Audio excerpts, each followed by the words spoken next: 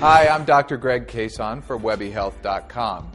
Has anyone ever told you not to think about something like an apple? I mean, if you really concentrate on not thinking about an apple, using every mental means possible, then you will realize just how difficult it is to suppress a thought. Now, that's the battle that people with obsessive compulsive disorder fight all day, every day, and sometimes for most of their lives. In other anxiety disorders, the dangerous event is usually an object or a situation. But for people with obsessive compulsive disorder, also known as OCD, the dangerous event is a thought, image, or impulse. Now, they try to avoid these thoughts as completely as someone with a snake phobia avoids snakes. Nearly everyone has had an occasional strange or intrusive thought. I know I have. But the difference is that most of us let it go in one ear and out the other. And people with OCD suffer from unwanted and intrusive images that they can't seem to get out of their heads. These are known as obsessions. Now, often compelling them to try to ease their anxiety with repeatedly performing these ritualistic behaviors and routines. These are known as compulsions.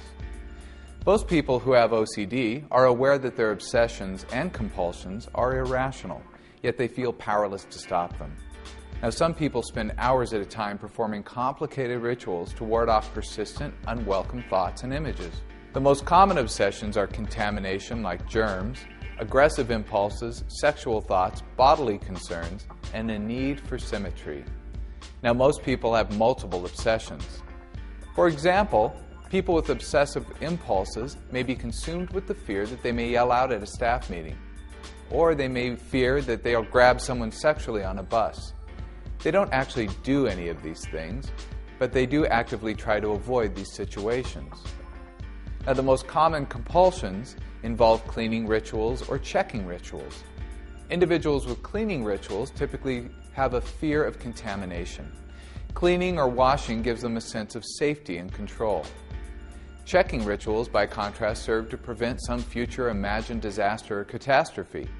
Most checking is logical at first, such as checking the stove to make sure it's turned off, but compulsive checking may be illogical, like checking the stove repeatedly over several hours.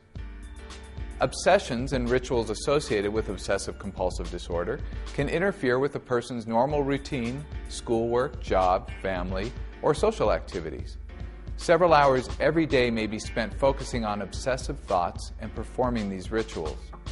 Trying to concentrate on daily activities may be difficult, and left untreated, OCD can interfere with all aspects of life. Now, it's thought that 1 in every 100 people has OCD, and it appears to affect men and women about equally, and it's remarkably similar across cultures. The most effective drug treatments appear to be a class of anti-depressants known as SSRIs. Another effective treatment is a type of cognitive behavioral therapy known as exposure with response prevention, where the patient is actively preventing himself from doing a ritual and then is exposed to the feared thoughts and situations. Many times therapy and medication are combined for the very best results. Now, if you would like information about this or other anxiety disorders, visit the Anxiety Disorders Association of America website at www.adaa.org. If you would like more information about me, you can go to my website at www.drgreg.com. I'm Dr. Greg Cason for webbyhealth.com.